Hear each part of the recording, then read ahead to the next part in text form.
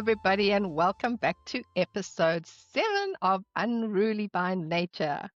I'm here with my dear friends and my dear colleagues, Rachel from My Animal Matters and Kim from Raidho Canine, and of course, myself, Sue from Heart Connection Dogs. We're here to talk dogs, we're here to talk plants, we're here to talk people, we're here to talk evolution, we're here to talk anything silly, anything crazy, anything off the beaten track, and everything serious too. So whatever comes, comes. Whatever doesn't, you'll hear it all or you won't. So let's get started. We like to start these episodes with a question that we have for each other. And this is one that just popped into my head right before the episode. So we don't rehearse these. We don't know what we're going to say. And my question for my lovely, beautiful friends here today is, what truth are you finally willing to say out loud, even if no one agrees with it, applauds it, or understands it? That's a big one. My goodness. Who wants to we're go off. first? And we're off to the races. I am just going to say that you are not off the hook, though. Even though you asked the question, you still get to answer it. So true. I mean, wow. What am I willing to say? What's the truth for me? We have an accountability problem in this country, in this world. Humans. It's a species-wide thing. We have an accountability problem where it's always the dog's fault. And our dogs just get the brunt of the energy that is negative when we are universally connected to all of life and all of nature. But it's my dog did this and my dog did that, and they need to stop and I need to fix. And it's without the perspective, it's looking through a keyhole without the perspective of your role in it. Mm. And that is something that I have never said out loud before. So that. I love that, Kim. And willing to take responsibility of what part you play in that dynamic or in that situation, or how you respond to whatever your dog is doing. Yeah, accountability. Good one. Nice one. What about you, Rachel? My mind, do you know, when you asked the question right at the start, the first thing that popped into my head was about animal communication. And this isn't just about me, this is about everybody, because I look at things, I'm going to put it this way. Okay. So we're very good at being in the masculine energy. So we're very good as human beings, whether we're men or women, very good at being analytical, doing the research in the doing space. We're really, really good at that. The masculine energy, I think, is very strong, but I would say is very dominant, particularly, in the whole world. But if we look specifically in the dog industry, for want of a better word, it is very female heavy. There's a lot of women leading in the industry, but it's very masculine dominant. And what I mean by that is we're always in the ABCs, or this is how I perceive it. We're in the ABCs. We're looking for answers. We're doing the research, and it's all about doing stuff with our dogs. And I feel there's a space and a place really now for the feminine.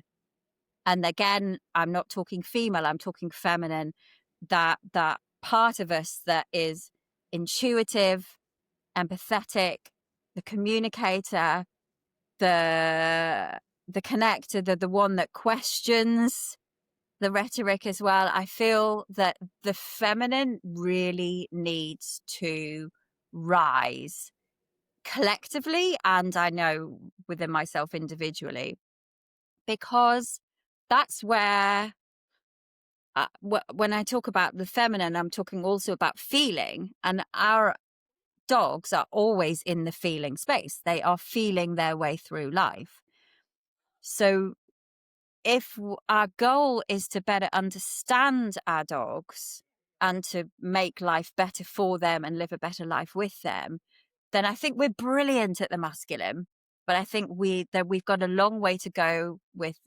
It's not even a long way to go, but we just need to allow that feminine to come through more and to really give it weight, value, nurture it, listen to it, talk about it, and I just feel it's massive. It's really important. I feel it's the part that is missing in the dog industry, and it's not specifically the dog industry. I'd say it's across the world. I feel we need to get a better balance with that. I'm not saying get rid of the masculine. I think the masculine absolutely is crucial, but I'm saying it's imbalanced at the moment. I had a communication session with a dog just before this session, and I know the lady is very in tune with her dog, but because something had happened that was upsetting, she'd gone very much into the masculine, which is what she needed to do in that moment. She needed to take action. But then she almost stayed in that place and kept the feminine buried again. And she needed, whether she knew it consciously, she just needed to reconnect with her feminine. And she needed me to hold that container for her. And I feel, yeah, so that's my truth, is the feminine needs to rise. And I feel that's what we're doing here. It's not a coincidence we're all women, right?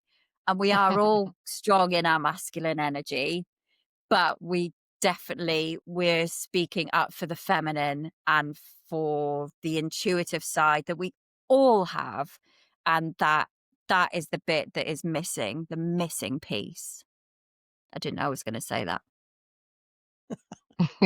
Brilliant. Love it. Love it. Love that so much. So much. And yes, interesting, because what you just have articulated there so beautifully is, I think, speaks exactly to what I wanted to share about the truth that I'm experiencing, which is to be open and honest and say, I don't have a fucking clue. Yeah, I love that. By meaning that is, with all the years that I've studied, that are the different modalities that I've learned, all of that stuff. And this has got nothing to do with not feeling good enough or not feeling qualified. I'm saying this from a place of, when I am absolutely honest with myself, I look at all the different pieces. And as you say, it's a very masculine, very process, very doing orientated way that we are taught to support our dogs, right? Whether that be through whatever it is, nutrition, well-being, their behavior, whatever it is. It's like, follow this process, right? Follow this diet, do this thing. But once you've done it all, it's still easily to realize that whatever you do does not help this individual dog that I happen to be sitting with at this moment, because of their uniqueness and my uniqueness, and us together as a team of, what do you call it, in intermeshed energies or whatever. We don't have a clue of really how to go about it. And this is where I think you are so spot on, Rachel, when it comes to the feminine, is that we need to put down the books and we need to start tapping into our intuition and our understanding and our listening skills and learning what we need to from the dog, with the feminine side of us, with all the qualities of the feminine, not just, as you said, there is a time and there's a place where we need to bring in that structure, where we need to bring in process, but that's not how we should be living with dogs. We need to be living with that. And so it really was a truth for me that it's become very, very apparent that I often turn around to myself and I say, I don't have a clue. I actually don't have a clue, because it doesn't matter how much I've learned. There's still so many question marks and still so many things that I cannot perceive what the dog is perceiving, right, through my small little lens of what I know and what I've experienced in my life. And we can spend a lifetime studying and learning, and we still, I don't think, will understand all aspects of and the nature of animals and how they live and how they sense the world. And it's about time we get off our high horse and start, as you say, tap into that, more into the intuition, more into the feminine side, and just start listening with curiosity and exploration, and knowing that there's no specific answers. There's no right, wrong, good, bad answers. It's all about what's meaningful to me in the moment. And that can change. That changes as we change. It changes as our dogs change. It changes all the time. It's not a static thing. I love what you said there, Sue and Rachel, and what you both are talking about in coming into balance with this feminine, masculine energy is accountability. It's like that would mean that we're then taking accountability for our life on this planet, not just with our dogs, but with everyone else. And a word that came to me while Rachel was talking was soften. And it was a softness that the masculine energy can be very, I don't want to say domineering, but it can be very like sharp. And almost even the way that I said my truth was a little bit sharp, but it was also to make a point.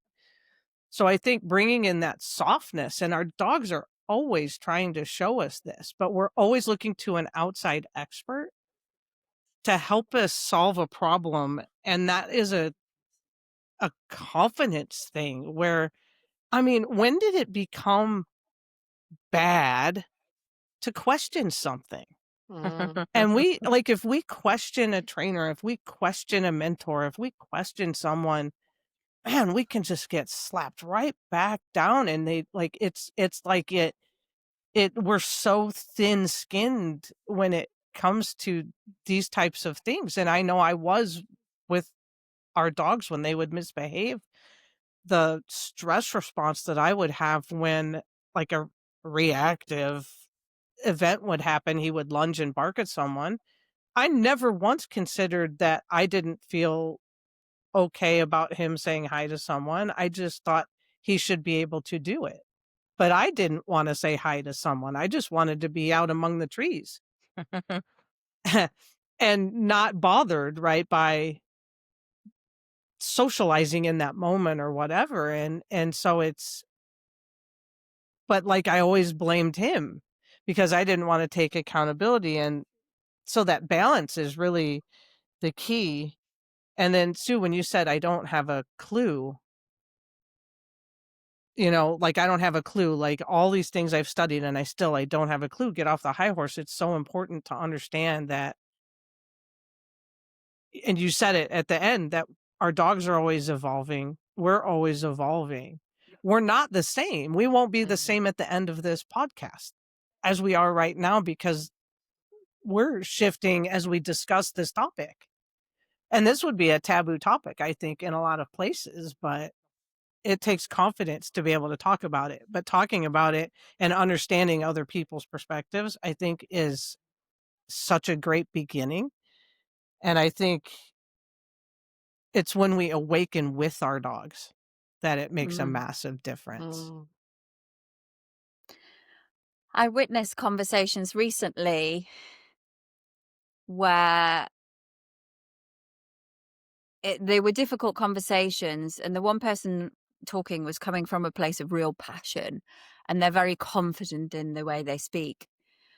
And they were talking about something that meant a lot to them, but they were saying it in a way that this is fact. This is fact. How can anyone else that doesn't agree with this must be absolutely crazy? That sort of energy. And then I watched the other person speak up and say, I'm going to have to disagree with you there. But they did it in a way that wasn't combative. It was just like whatever their gut was saying, I've got to speak up in this moment. And then what happened was they weren't trying to convince each other. They were actually, I could see them both sitting back and then hearing each other, but hearing themselves without trying to convince the other one. And I never initially it felt like it was going to be very much, this is the way. And I think this happens a lot in the dog world, which is why we have, people will say, oh, I'm going to back away from it because it's so overwhelming, because there's so much self-righteousness about, I want to get my point across because my way is right. But that's exhausting. It's so exhausting. And there are so many different ways of being and experiencing life, and it's always evolving. And one of the thing I wanted to add to that was, I had a conversation with my auntie at the weekend, and I was saying, what are you drawn to doing right now, because she's not working anymore? And she said, oh, I really want to, I've been learning about history, but I'm really interested in going and studying about Stone Age man, early man. And I thought, wow, that sounds fascinating. And she says, yeah, but I don't know if I'll remember it all. And I just said, does that matter? You're not having to regurgitate it to anyone. But I think that's because we've been taught you have to learn something so you can remember it. And then you have the facts and then you look knowledgeable. But I said, just go and experience it. And, if you remember it, fine. If you don't remember it, but go for the experience of the learning, as opposed to, I need to learn this. And that is what makes me of value. I don't know if that's what she was saying it from, but that's what it felt like. And that's what I would have learned in early education, that you're of value based on your knowledge. No, that's perfect, Rachel. And that's just because I can just, while you were saying that, I can just imagine as a dog mum or a dog human guardian, exactly that. You go to a professional, let's say you go to a course, let's say you go to a class or whatever, with your dog, and you're going to go and learn something. Could we look at it like that, as about, let me have a lovely experience and learn what I can about me and my dog, versus I need to learn the skill so that I can do this XYZ with it. So, right? Instead, so that I can teach my dog to do XYZ. What about if your learning came from, again, just a beautiful place of curiosity? I don't have to remember it. I don't have to get it right. And I don't even have to agree with what the person teaches me. I can take it or leave it, right? And just say, this feels right or this doesn't feel right. Yeah. So I think that, and just going back to that softness as well. This is something quite removed, but it was a softness that came to me today. Charlie, being a little bit older, has stiff muscles and stiff joints because of his arthritis. And I could see that, and sometimes I watch my husband comes in and gives him a nice massage and whatever, and he enjoys it. He enjoys being massaged and whatever. And then yesterday, something came to me about just being, I'd heard this from several different places, and then I felt it as well, to just go and put my hands on him, not do any specific massage technique or, modality or whatever. I just wanted to put my hands on him and allow my hands to feel where they needed to go. And it was just such a beautiful process, because I literally felt him melt. He had his back end to me, and he turned his head and I could see the little gentle blinking in his eyes and this big sigh that came out, because that's all I did. I just held those places and I literally felt the muscles start to melt within my hands. And all my intention was to just be there and breathe with them. There was no intention like, I'm going to massage you to release this trigger point, to get this muscle warm. None of that. I literally just wanted to put my hands on him and allow them to intuitively go where they wanted to go. And it was just so beautiful to see the softness of that and the softening that happened in him, and how beautifully he sort of moved in for that experience. So yeah, again, bringing in that beautiful, soft, feminine, intuitive, self-knowing guidance. Yeah, you've said something right before that story, about taking a course and just enjoying the experience. I mean, and then the story with Charlie about how you both were just enjoying the experience. And I think that's such an important point for me, to keep in my mind, because when we went through school, it was all about the grade and all about the achievement of it. And when we're drawn to a course, yes, like it's meant for you, but what you take from it might be completely different than your original expectation. So it's when we can drop that expectation of the outcome, and we can see that one of a wide array of outcomes are possible. It's great, and it doesn't have to be like a big thing. I've taken courses before, and maybe there's like one tiny aspect that I'm like, oh yeah, and I've moved forward with it, but then I've learned that, at least right now, maybe the rest of it's just going to sit on the back burner and stew for a while, because I've also gone back and reached for something that I wasn't using or that didn't come out of it. And so I take courses. I love to learn things. I mean, it's part of my nature. It's not part of everyone's nature, right? But I like to take and learn and do things. And when you talk about the energy and just being with your dog and the softness, it's like it doesn't have to be a profound session or event or modality. I was out this last week walking with Zori, and and this is just sort of the thing too. You make your plan for the day. I don't know about you guys, but I make it in my head most of the time. Like I know when I have calls, or when I plan my walks. And Zori had to go for a potty, and I had like gotten food out, and I was ready to eat me some food.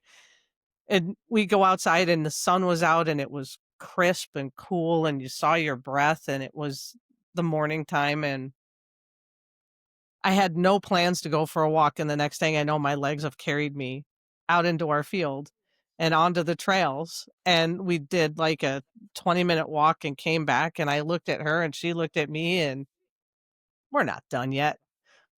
Food will wait.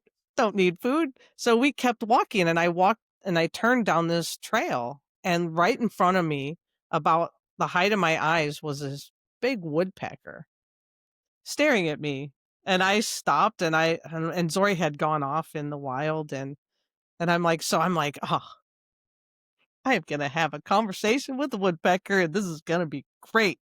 And so we like just looked at each other, from about 10 feet away, and I'm looking at her, and I'm just getting into that space, and wow, Zori flashes past me, chasing after a critter. The bird's gone, and the old me would have been like, gosh darn it.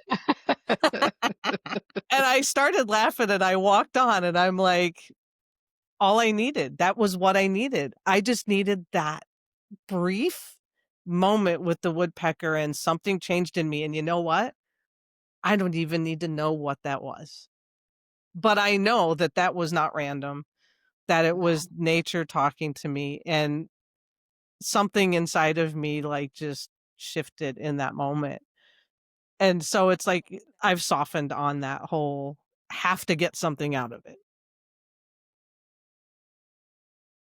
I've got Brilliant. images of was it a woodpecker, did you say? Yeah. I've got an image of the woodpecker just like looking at Zori like, come. Come and get me. Yeah. I actually think the woodpecker was probably a little cranky because we just replaced our cedar roof with a not wood roof. And it used to just wham, wham, wham, wham, wham. It used to just like you'd wake up at 4 a.m. and it'd just be banging on your house. I know, it was just like, come on, man. Like, what? Put it back. But we have hundreds of trees, so have at it. I love that Brilliant. story. I love that. Yeah, I'm probably similar in that I'll wake up and have an idea of my day like you. I might have calls, and then I'll think I need to prepare my food for later, etc., etc. But that's the fun bit, is the bit in between, isn't it? The fun bit is the bit that, oh, I didn't know that person was going to ring me, or someone delivers something to the door. That's the magic. So the plans give us the structure, which I guess is the masculine, isn't it? But the fun, the feminine, and all of the kind of the magic comes through in the unknown moments. And yeah, I think if we can lean into those a little bit more, and when you wake in the morning and be curious, like, oh, I'll do this with my partner. We'll do it more at a weekend. We'll be like, oh, I wonder what we're going to create this week. And knowing that some of the stuff may be wholly uncomfortable. It's not, it's not always that we're going to win a lottery. I don't even play the lottery, but, we know that some of the stuff is going to be like, oh, ouchie. But it just brings a little bit more, coming back to your accountability, Kim, that question of, I wonder what we're going to create together this week, brings us just a bit more awareness that puts us in that space each day, or that place of curiosity, rather than thinking you have to control everything, which is a total illusion anyway, in my opinion. Yeah. Yeah. Mm. We're in the quiet. we were gone for a pause. And there was silence. And but I see all the wheels spinning. Isn't that funny? I was also thinking the same. We've got so much going on in our head, but nothing's coming out. And I think that's a perfect thing to talk about as well, is that the power in the pause, right? The power in that it happens in between, right? The magic happens in between those conversations, in the pauses, in the non-events, as it were. Doesn't it? Yeah. I love that.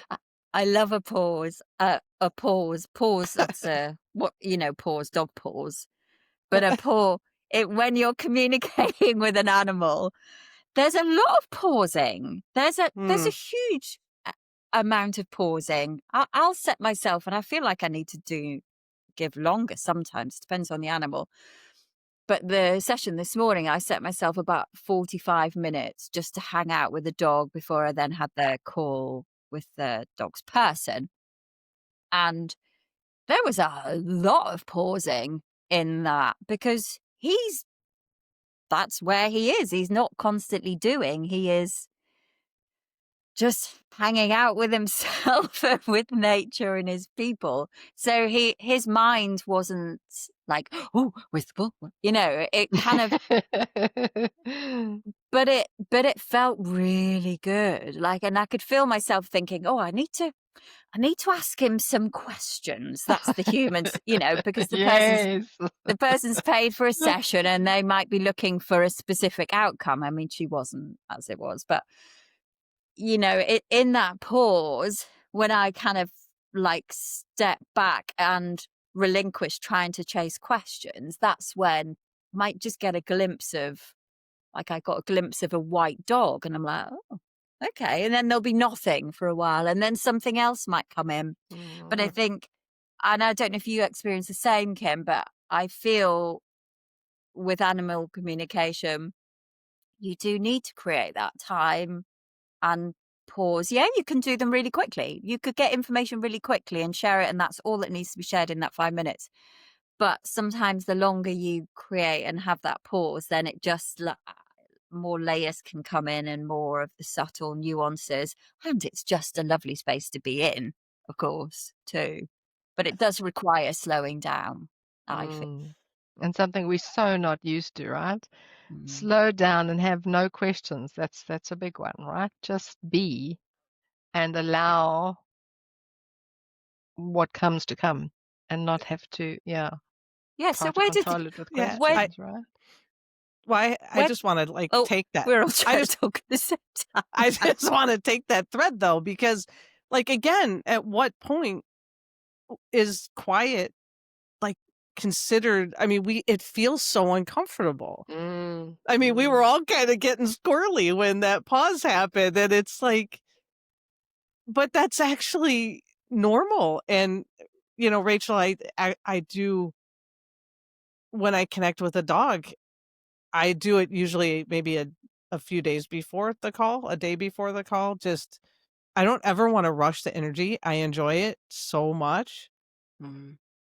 And the very first thing, and I'm like, now I'm thinking like, what if we actually introduced ourselves to another human this way? Because I think it would be a fun experiment. And you can't know the person. It would have to be a complete stranger.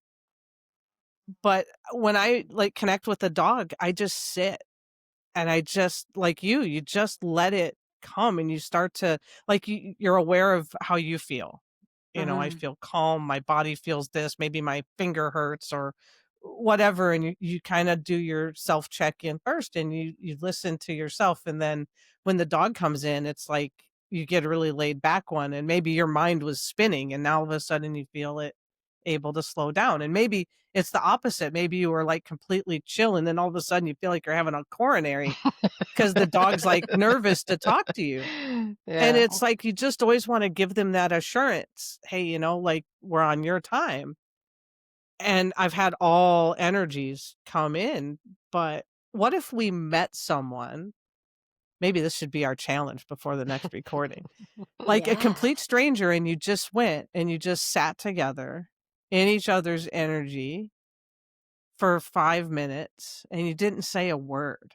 Mm. You just connected energetically, and you just felt that person. Like, what could we tune into if we did that same thing with other Mm. people? Mm. I think that could be interesting. Non-verbal communication. Mm. Perfect. Brilliant. I love that idea. I wonder if we do it unconsciously anyway. Do you feel? Maybe, but then maybe the mind gets involved and we Mhm. start overthinking stuff because we're Mm. like planning and prepping and etc. etc. But yeah, you're right. I feel like it needs a conscious space. Like you need to create that space for it to happen, which is probably what we do before the podcast, maybe. Naturally, I think Yeah. we do collectively, which is why we keep landing on the same oil or the same question. And where did your question even come from, Sue? I love that. I don't know if you guys listened to the telepathy tapes recently. I know we've mentioned them in a podcast before, but where they're talking about that shared field, where the Yeah. ideas come from. Like it's not, is it coming from your brain? Yeah, Like so in your exactly, skull? exactly like you said, and like we discussed last time, Rachel, I had been thinking about it since our time. I knew today was podcast day. Mm. And for me, where I am, it's 4 p.m. in the afternoon or 5 p.m. now. So I had the whole day to think about it, and yet I didn't want to spend time sitting in meditation saying, I need to think of a question. I need to think what I'm going to say. So I literally just set the intention when I woke up that whatever needs to come to me or whatever needs to be shared on this podcast will come to me at the right Yeah. time. And then literally as we sort of sat down to, yeah, hop onto Riverside and do the whole thing, yeah, the question just popped. It just was there. So, Uh, yeah, isn't it amazing? It's like, I suppose it's like it is intuitive communication. Because I was, yeah, as you said, maybe sitting down thinking of you two, and we were about to hop on. And yeah, I'm starting to trust it more and more. You know, before I would have thought, oh my God, we're hopping on in 5 minutes and I have no idea what I'm going to say, no idea what I'm going to, it would be sweaty paws and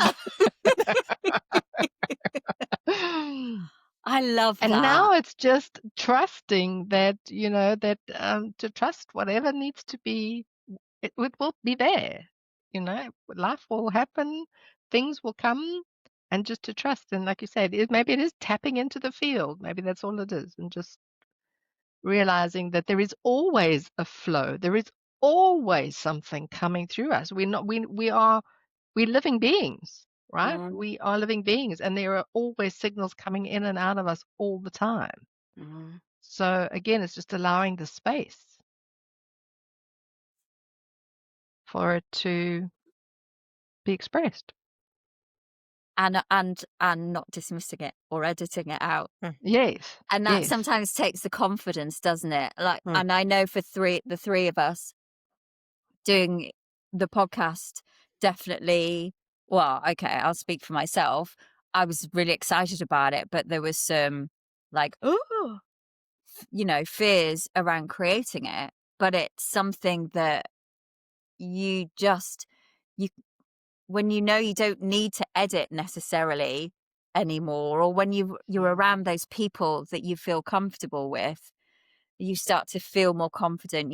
And then you start, as you get more relaxed, you edit less potentially. Or is it the other way around? You edit less and you get more relaxed? Maybe it's both.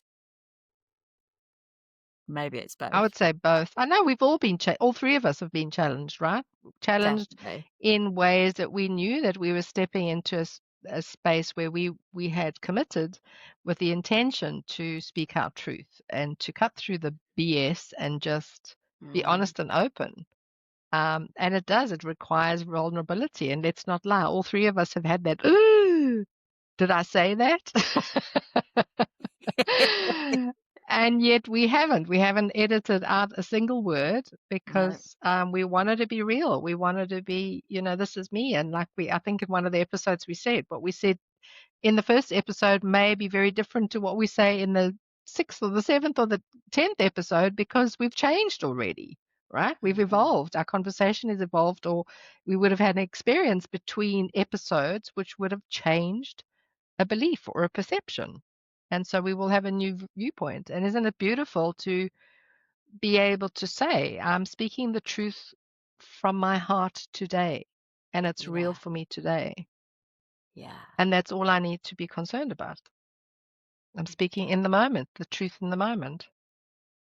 I mean, it's amazing, isn't it? Like, we three came together, and what I find interesting is what I've gone through when we were just kind of practicing, and we did 4 episodes of just practice. And then we put it out, onto the podcast site, which honestly is not different. We're still out there. I mean, it's really not that different. And yet the challenges that I've created in, just my inner world have been wild. Like, and it's just hysterical that you're just like, how is that even farther out of your comfort zone?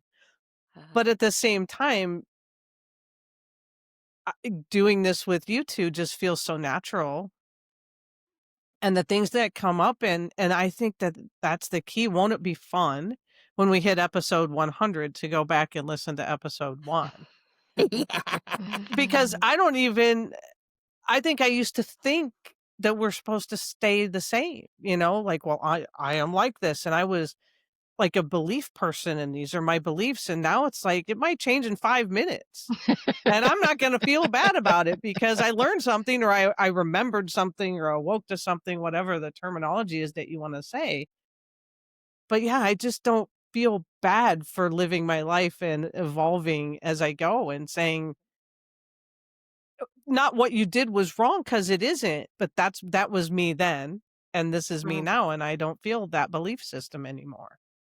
And that's, Kim, I'm just going to pull that right back to what our original question and what I was saying is exactly that realization. When you realize that you are changing and evolving and your perceptions and beliefs change and evolve all the time, how could we possibly ever say that we know it all? Because what we know today may not be what we think we know tomorrow, right? It may be radically different from what we believed we knew yesterday. And so that's Exactly. why we don't really know anything, right? It shifts from moment to moment. We can certainly speak with conviction in the moment, but as long as we stay open and curious to say, well, this could change tomorrow. I love that. It's kind of funny because I think we've all done like some marketing things in our businesses. And you'll like read these things from these experts, and it's just never worked for me. Oh, just write a few months worth of posts and then go back and just replay like one from before. And I'm like, I can't do that. I'm not like, if I read it, I'm just like, oh my God, it's terrible. And, because I'm evolving as a writer, but I'm also evolving in my business and how I teach it. And I think, we three, I feel like, tell me if I'm incorrect, but we're evolving into like like a new offerings and like what we're gonna do. But I think for me, it might not be the same twice. No. And it might be similar, but it's not gonna be the same. And I think I was always wanting to create this thing that you could repeat. Yes. And I'm like, man, it doesn't even like it feels just sticky and gooey and icky and what other silly word can I say? But yeah, I mean, I think it's really interesting. I love that, Kim. It's exactly feeds into again what I was thinking about when I said I don't know anything is exactly that. Because I look back and I thought I'm in a process of wanting to put up.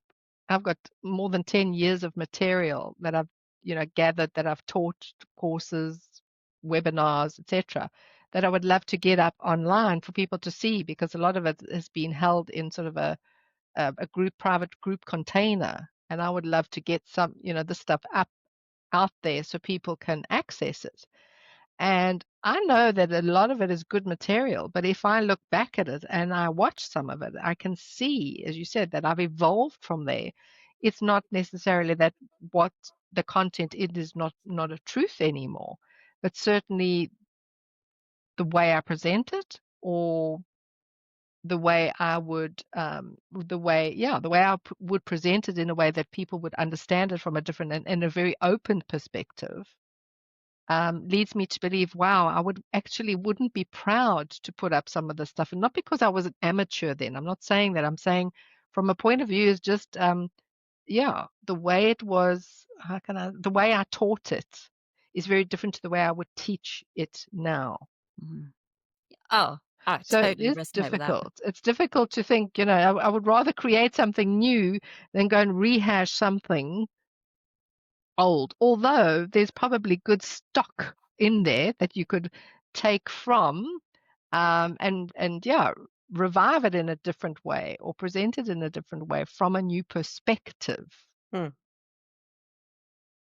Yeah, the Yeah. energy behind it will be different, won't it? The energy of Yes, who you were then and what you were teaching will be different from who you are now and what you're teaching. correct, So, yeah, correct. I have the exact same thing that I have so much video material I could have and just share it easily, but I'm like, yeah, well, that's not me now. That doesn't resonate now. Mm, And would mm, I? Yeah, it's but not to say that someone wouldn't benefit from it, but I think that's also because that's we are creative beings innately, so we want to constantly create new stuff. We like mm, creating. mm, It's just in mm. our Hmm. nature. If we're, and creativity doesn't necessarily mean you're painting or you're drawing. It's you're creating.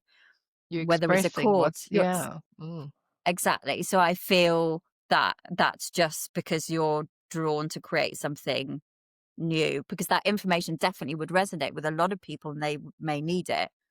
But I think it's just we like to. Because I remember when I created my pharmacognosy practitioner's course, oh my God, it was so much work. Like it was a huge amount of work. And I thought, that's it, I'm done now. I've created yes. it. Just No. rinse and repeat, rinse and repeat. No, because then again, going back to what you said, Ken, that's what the sort of marketing gurus tell you, create something that's your unique signature design product and just rinse and repeat, and you'll be a millionaire before you know it. Exactly. And in some cases it works, and that's great for the people it works for. But Mm, I think it's that variability where you just have to be confident enough to say, "That's not for me." And I've mm. always known that I've always taught live. So my groups, I don't have a lot of the video things, but every group, it's like I evolve, and so I can't run the same group and even do the same class plan or what, like it just doesn't, I'm like, I'm just different. So I and I used to think I was wrong. If you want the honest truth, I was made to feel like I was wrong. And what I understand now better than ever is that it's going to come out as a program or an offering if it's meant to. when I'm ready, when it's ready, and if it changes next time, it's fine. And I mean, I am, years ago, I was not that long ago, 5 years ago, I was a executive at a computer company, and I quit on a whim. I was working out. I drove from my workout back to the office, and I walked past my husband works at the same place. I walked past his office, and I'm like, "Jim, I gotta retire." I walked into my boss's office, and I retired, and I had to give them a year notice. So it was a long time coming, but that's when we were in your course, Rachel, and I'm like, was taking dog training, and I'm like, this is what I'm gonna do. And I still love the botanicals, but the other part of it I did not resonate with it. And then it became animal communication. I'm like, this is it. And every time I hated myself for giving up, that I didn't give it enough of a chance, but yet that calling, that draw was so strong. You can't get it out of your head. I know you both know what I'm talking about. You just can't stop thinking about it. And now suddenly I'm writing a novel and short stories, and it's shifted again. And I'm still doing all of the animal communication stuff. That's where my subject matter comes from. But it's just, I understand that's part of the flow of life. It's part of my path, as is this podcast. And I mean, it's just, and just, man, it's like I just have this vision now of being on like a lazy river that sometimes goes down some pretty heavy rapids and possibly a waterfall, but you're just lazing around on like an inner tube just floating. And then all of a sudden you fall, and then you get back on and you float some more, and then it goes really fast, and then it slows down. And I think it's just becoming comfortable with the pauses. Yeah. And the droughts and the crashes and the floods. Yes. And the storms. and the The punctures. blizzards. The punctures. So who would be the one that would fix the puncture? If you were in a boat and we're going, would you be the one that leaps out and swims to shore? Or would you be paddling for dear life? Oh, I'd swim. Steve's gone. She's out. She's swimming. I'm out. I'm swimming. I'd be stuck holding the raft, trying to get the duct tape to stick on the wetness. I think I'd be hanging on the back, hanging on to the boy. I'd be off the waiting to be saved. I'd be trying to get you off because you're squeezing the air out. Stop it! And bang, bang, bang. Sue's on the rocks now, just watching us flow by. I'm pissing myself because what's going on. Sue's on the rocks giving us directions. Teaching us how to use the duct tape properly. Well, through a video lesson around. from 10 years ago. I made this video. Oh God. It reminds me of a real life experience, very removed but similar. Today I was driving home from my walk, and there's one very narrow road that we have to go, and it's a single lane. So the cars have to stop for each other. And there's one or two places where you can pass, but generally it's a single lane only. And I travel this road very often, so I know where we can pass, and I know where I sort of had to stop and pause to see if there's an oncoming car, etc. Anyway, so I came around the corner and I knew there was a place to pass, and I saw an oncoming car. So I moved over to the side, and this oncoming car came towards me, but she probably doesn't know the road very well and doesn't realize that we're opposite to where I had stopped. There was a little inlet. And she just drove up and she started getting furious. I saw the blood start rushing through her head, and she started swearing at me and cussing in her vehicle, and put her car in reverse and started reversing down. And I just sat there and I just started laughing, and I thought, she's going to get so angry because I'm laughing at her. But I could see it. Like I was sitting on the rock, I could see the ludicrousy of what she was doing.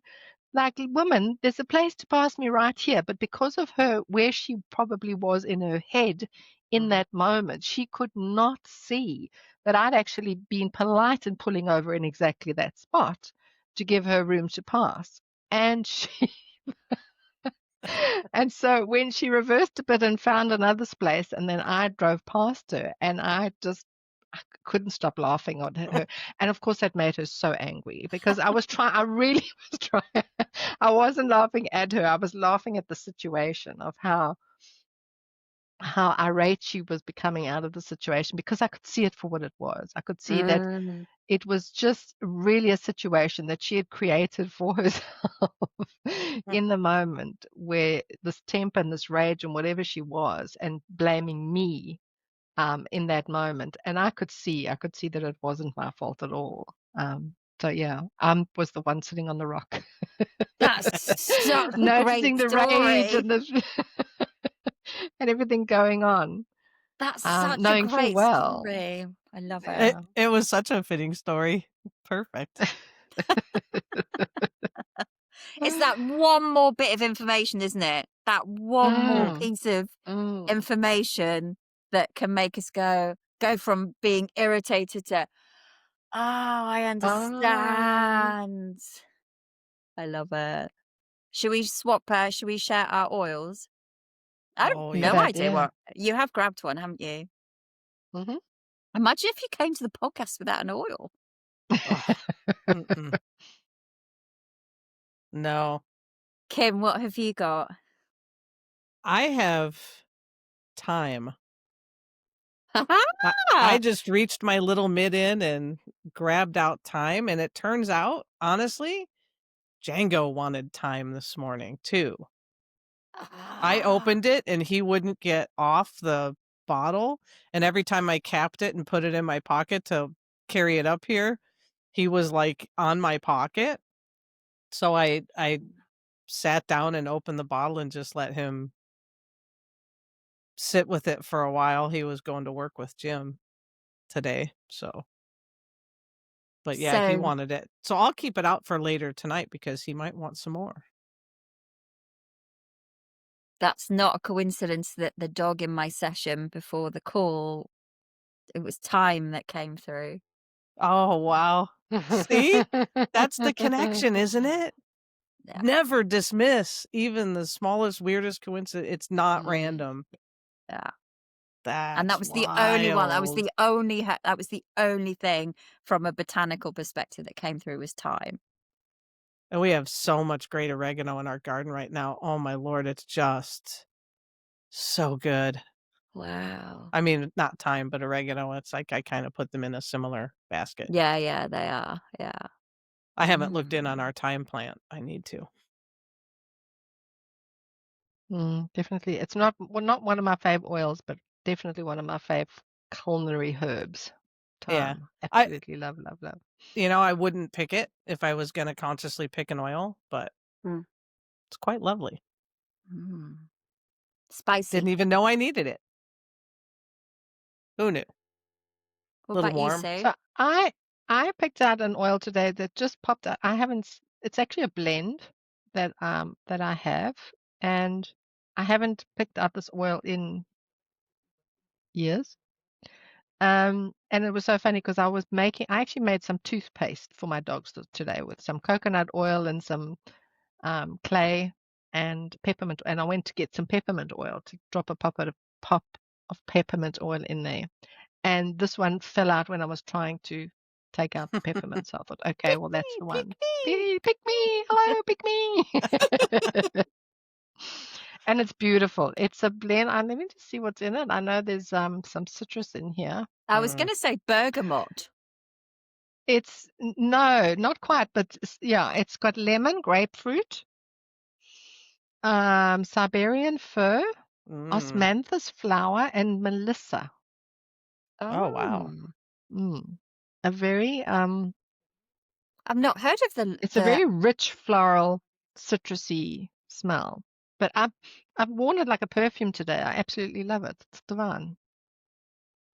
Hmm. How about Well, you, Rachel? I have it on my hands. I have Immortelle Helichrysum, And Mm. I actually had picked out 2 bottles, but the one that I picked out has leaked on my hands. So obviously perfectly. And it's a really interesting, it's quite, I don't actually like honey, but it has a Yeah. honey-like scent to it. But for me, it's a very comforting aroma. It has a medicinal quality to it. But I bruise like a peach. My dog knocks into me or dupes me with her paw and I will have a bruise.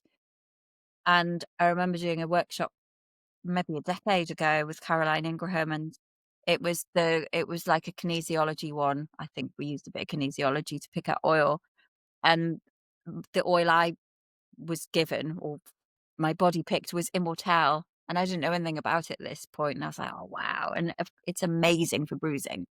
Amazing for bruising. I don't actually generally use it on bruises, oddly. I just really love the aroma of it.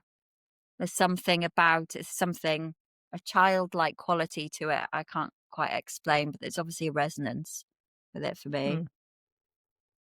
I haven't So used yeah. that one for a while. Helichrysum. I use it a lot. I remember I first was introduced to it during your course, Rachel, and it wasn't one that I was familiar with or even liked. But now it's one I use regularly. Regularly. I love it. I love it for the dogs. I've also got the Hydrosol. Mm. And Layla recently had a bit of goo in her eyes, that little crusty eyes when she wakes up. And I just use the Hydrosol to just wipe her eyes, and she loves it. She gets Mm. very excited when I wipe her eyes with the Hydrosol. Yeah, it's beautiful. Now, I love helichrysum. another not a coincidence when you're talking about eyes. So that's interesting. I was saying I haven't applied it topically, and I've never thought for head. My eye 24 hours ago felt like I'd kind of been punched in it. So like I had eye strain. So that's really interesting Mm. that I'm selecting something for bruising. I didn't want the essential oil topically. I'm not going to stick that on my eye. No, please don't. But maybe the hydrosol. Mm. Interesting, isn't it? Yeah, I Love make it. a compress with the oil. Mm. I think that's the last time I probably used Immortelle was I got like a sty, and you know how it gets all gooey? It's been years ago now, but I think I put like a cold like compress with like that oil on it. It was just the one that I picked out, and you know, what they say takes 10 days to go away, like took 2, so. I love that. Do you know what would be really fun to do for us or anyone that listens that has hydrosols? And this popped in my head this morning, I think, because my eye was a bit like, ooh, ouchie. I mean, it feels good now, but I thought, when we connect with our essential oils or hydrosols, we do it through smell. Well, what if we were to put the hydrosol like on on a on our eyes? No, I mean that like on a cotton pad and then put it On on a our pad, eyes. yes. And just, get into that meditative space and see Mm. if one of them enhances your inner vision. That would be great to do. I know people anoint themselves with frankincense and different, but I think it's individual for everybody. Now, obviously, be careful which ones it is you're putting in your eyes, but hydrosols, as a rule, are Not pretty, not yeah, that. not time. You would not Ouch. be happy. Yeah, but that might be quite a fun thing to do. Maybe that's our homework. Pick an oil and Sense the oil without smelling it. yeah. Yeah. Yeah. When Oh, I don't know. It's such an automatic thing. You open a bottle and you sniff it. Imagine, I mean, that's quite a oh. difficult thing to do, but that's a really good exercise. Well, what you could do is instead of putting the oil under your nose, pop the lid on your head. And then the bottle at your feet. Oh, interesting. And then see what happens. I love when I run botanical sessions, though I do them in person because I love being in the energy. of Mm. the space with the person, the dog. I mean, I just being like, you're just so a part of it when you're there. You're just in the energy, and it works great on Zoom, but it's not the same as in person. And I just love taking the box of, the oils that we've chosen together, the animal and I am. You can't do it with all of them because some of them are grabby, grabby, grabby. But the ones they want to help you and show you which ones they want. Oh, I just love when they get in your box and they're like, this one right here. And they run off with it. Well, and then some of them want like this wild combination, right? Like you do one and then they'll like go over, and if you cap the one and they pick another, they're like looking at you like you're daft. Like, I want both of those. Yeah, but these don't go. This is like citrus and medicinal. They don't really go together. And they're like, just open them. I sniff butts, open them. And it's like, to us, it's like, no, those don't match, and they don't care. Yeah. I worked with a cat once in a rescue, and he was a healthy young cat. And now we're told with cats you're not meant to work with essential oils, but absolutely, if they're self-medicating, no problem, as long as they're guiding it. And this cat, I had my case with all the oils, and they were quite open. They were able to move around. And he just got his paw into the box and lifted out the ginger essential oil and literally popped it between his front paws, under his chest between his front legs, and just lay with it on his heart chakra. Mm. Wow. And I was like, that's cool. Yeah, they don't Yeah. want to be left out. They know what they need. No. Oh, definitely. They know what they And need. that's why I was so drawn to the zoo farmer, is because it suddenly gives your dog another way to talk, another way to communicate. Was just by allowing them to select what they needed to, and just be open to that space, not trying to say, oh, you've got this symptom, so therefore you need to have this.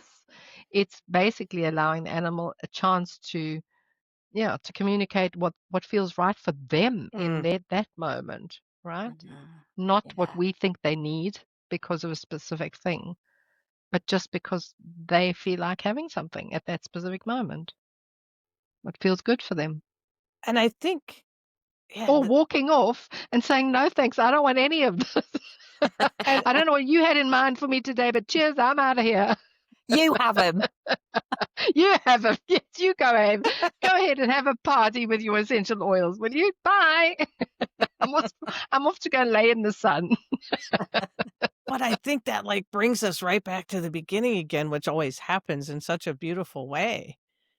When we allow our dogs choice, like they get to, it's not them like we always think we're responsible. Like, I'm going to pick this oil out because my dog has X and like they need this oil, and like we take credit for it. And it's like when I picked time out today, and it's like I just reached my hand in there and it's like it came out, and I kind of like at first I'm just like, oh, time. Like that's not really all that exciting for a podcast. And and Jago comes over and he's on it, and it's like you realize that like anytime we're making a decision with our animals, like, and it's true about many other times, but we're talking about dogs, it's a mutual decision. We're both energetically choosing it. And it's like, so we're not, I mean, It's not random. no, no, it just isn't. And I mean, I just think that it just pulls it all back into that we're not separate. And trying to do it like an ABC plan, coming back to the whole masculine of, we need to do it like this. My dog has X. Let's pull out this oil to treat that, and blah, blah, blah. That's all just a process. That's very, Yeah. Our relationship is balanced. Yeah. And this is why I think our dogs are so good at bringing us back into that, right? Back into connecting with ourselves, with nature, with our intuition, all of that, because they do live like that. They don't need to live by a book. They don't have a manual that they go by. No, They are the manual. they are. On the manual. Exactly. Exactly. Oh, And well, they teach us that we are our own manuals too, right? oh, Exactly that. exactly. Mm. And that actually we share the manual, so you know.